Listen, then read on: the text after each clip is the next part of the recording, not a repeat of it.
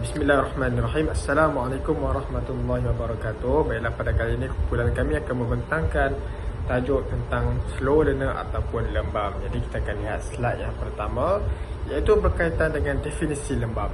Jadi kalau kita lihat, menurut Brandon tahun 1974 menyatakan bahawa murid lembam ini sebagai murid yang gagal melaksanakan kerja normal sekolah seperti kumpulan sebaya mereka, tetapi kegagalan mereka tidak boleh dikatakan disebabkan oleh kecacatan. Jadi kita tidak boleh salahkan mereka sepenuhnya. Jadi kita akan dapat lihat mereka selalunya kurang aktif dan kurang berminat untuk menyertai pelajaran dalam belajar. Mereka lebih ke arah kepada perkara-perkara lain. Mereka memang sangat-sangat tidak berminat apa-apa saja berkaitan dengan pendidikan ataupun tentang pembelajaran, dan juga mereka juga tidak aktif semasa di dalam kelas. Jadi kita akan lihat menurut Jamila pada tahun 2005, ianya juga dikenali sebagai kanak-kanak yang memerlukan pendidikan kelas pemulihan. Selalunya kanak-kanak ini dikenal pasti pada peringkat awal setelah mendapati tidak menguasai kemahiran membaca, menulis dan juga mengira dalam pendidikan. Jadi pada peringkat di sekolah rendah, apabila guru ataupun pihak sekolah mengadakan peperiksaan awam ataupun peperiksaan kecil, mereka dapati bahawa murid-murid ini tidak menguasai kemahiran membaca, menulis dan juga mengira. Jadi terdapat beberapa ciri kanak-kanak lembam yang saya senaraikan di slide yang seterusnya. Iaitu yang pertama, pencapaian pelajaran atau akademik berbeza seperti yang mana saya katakan tadilah. Mungkin keputusan penulisan mereka tidaklah sebagus penulisan pelajar-pelajar yang lain, ataupun tidaklah terlalu baik. Maksudnya mereka tidak dapat menguasailah kemahiran membaca, menulis dan juga mengira.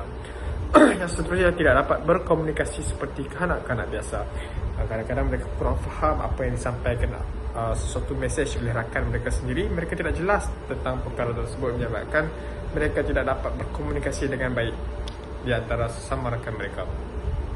Ciri yang seterusnya ialah menyebut huruf-huruf yang tidak tepat, salah dan juga selalu bertukar-tukar huruf. Jadi bila mereka semakin meningkat usia, mereka keliru dengan huruf tertentu seperti huruf B besar, B kecil ataupun D kecil. Kadang-kadang mereka terlihat yang huruf sama, dan kadang-kadang mereka selalu bertukar tentang ini huruf apa dan ini juga adalah huruf apa. Bukan sekadar huruf, mungkin juga pada nombor juga mereka mempunyai kesalahan. Ciri yang seterusnya ialah tulisan kanak-kanak lembam selalunya buruk dan juga sukar dibaca. Apabila mereka menulis tanpa ketetapan, sama ada menaik dan juga menurun, menulis huruf terbalik atau tuntutan dan arah yang salah, atau turutan dan arah yang salah. Seperti yang saya katakan tadi lah, apabila mereka menulis nombor, mereka tidak dapat menulis dengan sebetul-betulnya seperti 1, 2, 3, 4, 5. Mungkin mereka bertukar pada 1, 2, 4, 3 dan 5. Mungkin disebabkan adalah beberapa faktor yang menyebabkan mereka berlaku sedemikian. Jadi nanti itu kawan saya akan bentangkan lagi itu. Kita akan lihat ciri-ciri yang seterusnya ialah mereka ini kalau di dalam kelas, guru perlu caknalah bahawa mereka akan jadi pendiam, tidak aktif, tidak banyak cakap dan juga sukar untuk menerima arahan. Bukannya disebabkan mereka ini cacat, tapi kerana itulah ciri-ciri kanak-kanak lembam. Mereka jadi lebih diam kerana mereka tidak faham apa yang guru sampaikan, tidak berlaku komunikasi jelas di antara mereka. Jadi mereka sukar untuk aktif dalam kelas. Mereka juga tidak banyak cakap dan juga sukar untuk menerima arahan. Jadi yang seterusnya kita akan lihat ialah ketika membaca dan menulis, mereka akan meninggalkan huruf, suku kata atau perkataan dan kerap melakukan kesalahan ejaan dan juga tanda baca. Sama juga seperti yang lain saya katakan tadi. Dan yang terakhir ialah pembendaan kata yang terhad dan tata bahasa yang tidak tepat. Kadang-kadang mereka bertutur menggunakan perkataan yang salah, dan juga susunan ayat mereka itu kurang baik seperti mana pelajar-pelajar lain. Dan ini memakan masa yang sangat lama untuk mereka faham terhadap sesuatu perkara tersebut. Jadi seterusnya saya akan serahkan kepada rakan saya yang lain. Okey, yang seterusnya kita tengok pada punca. Punca ini boleh dibahagikan kepada dua kategori. Iaitu yang pertama adalah punca biologi, iaitu yang merangkumi faktor-faktor baka dan penyakit-penyakit yang menjejaskan fungsi otak dan urat saraf. Maksud dia adalah genetik keturunan lah kan. Kalau keturunan dia misalnya ada orang yang berpenyakit yang sama, maka anak dia mungkinlah ada peluang ataupun ada peratusan untuk mendapat perkara yang sama. Kemudian kekurangan oksigen sewaktu kelahiran, lembam lapisan otak dan sawan yang berpanjangan, dysfunction urat saraf.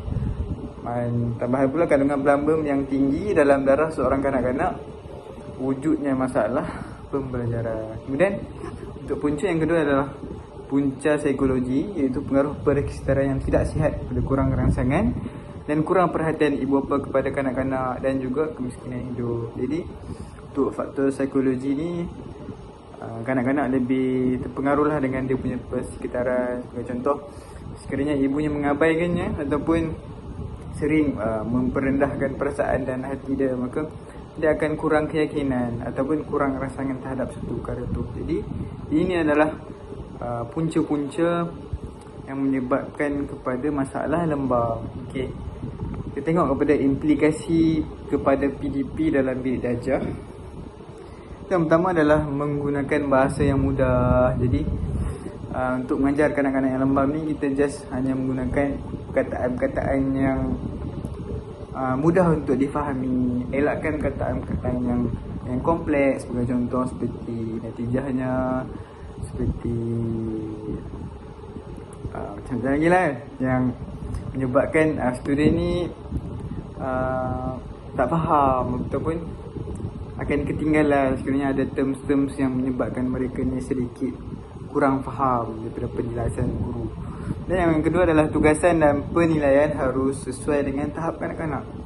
Jadi tugasan yang diberikan mestilah berpandukan kepada tahap mereka. Tidak soalan yang tidak terlalu sukar, yang lebih kepada straightforward, yang menyebabkan pelajar-pelajar ni mudahlah untuk membuat satu perkara dalam kelas, supaya mereka ni tidak ketinggalan dengan pelajar arus perdana yang lain. Jadi itulah tugasan dan yang harus sesuai dengan tahap anak. Kemudian tugasan dan kerja rumah mesti diberikan pada setiap minggu. Jadi sebagai seorang guru, kita mestilah sentiasa memberikan mereka perhatian yang lebih, pertumbuhan, dan sentiasa update dari semasa ke semasa. Seperti itu kalau minggu ni homework kita bagi kita dalam 1-2, kemudian kita dengan kita semak. Kemudian minggu depan juga masih berikan homework yang sama, mungkin di upgrade sikit tahap punya kesukaran. Dan akhir sekali adalah strategi PDP yang diubah sesuai untuk membina keyakinan pelajar. Jadi strategi PDP mestilah difleksibelkan dengan tahap pelajar ni lah. Sebagai contoh, sentiasa memberi motivasi kepada kanak-kanak ni supaya mereka ni rasa sama macam pelajar-pelajar yang lain, cuma beri nasihat kepada mereka supaya usaha dengan lebih gigih dan sebagainya. Jadi setakat itu sahaja daripada kumpulan saya. Sekian, terima kasih.